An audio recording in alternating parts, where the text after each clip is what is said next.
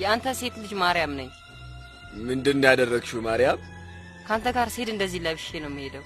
እና ጸጉርሽስ ማርያም? ይሄው ጸጉሬ። አይሆንም። ምንድነው ያደረግሽው ልጄ? አድምጠኝ አባዬ። ያንተ ደቀ መዝሙር ለመሆንና ወንድ ልጅ ሆኜ እስከመሞት ድረስ ላገለግል ወስኛለሁ። ስሜት የማይሰጥ ነገር እንዲህ አይነት ነገርን ያልደግፍ። በተጨማሪም የገዳም ሕይወትን ላትቋቋሚው ትችያለሽ። አንቺ ልፍስፍስና ደካማ ነሽ።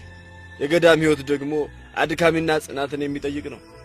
አባዬ ለምን በዓለም ውስጥ እንድጠፋ ታደርገኛለህ? እባክህ ራራልኝና አብሬ እንድሄድ ፍቀድልኝ።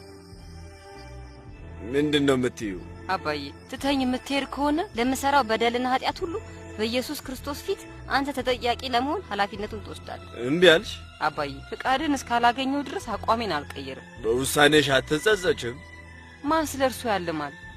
የሚሄደው እኮ ጌታዬን አለቃ የሆነውን ተወዳጁን ኢየሱስ ክርስቶስን ለማግኘትና ከእርሱ ጋር ለመኖር ነው። ጥሩ። ስለዚህ ከአሁን በኋላ ስምሽ ማርያም ሳይሆን ማሪን ይሆናል። ሂጂና ተዘጋጂ።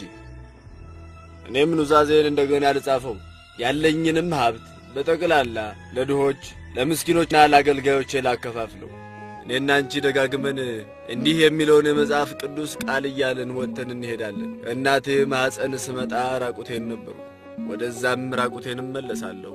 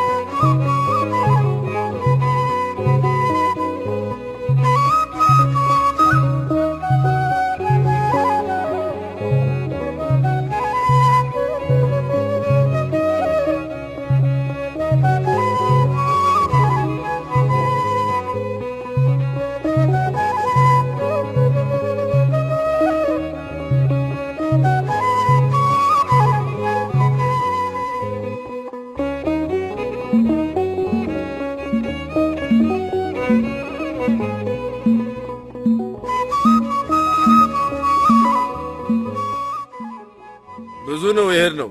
ስለዚህ ትንሽ አረፍ እንበል። መቼም እግሬ ይገለኛል ይህን ያልተጓዝክብኝ ብሎ። አንተ እንዳልክ አባዬ።